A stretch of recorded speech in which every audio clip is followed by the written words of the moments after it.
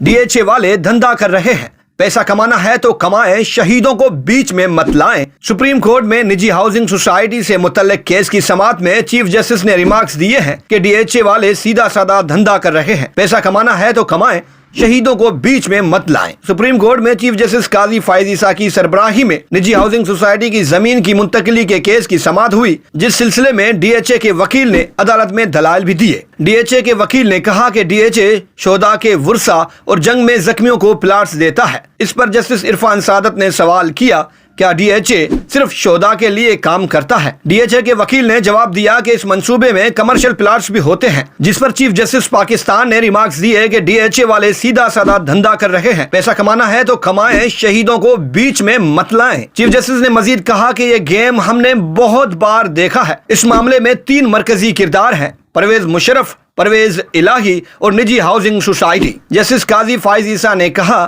کہ یہ ہیں پاکستان کے اصل مالک۔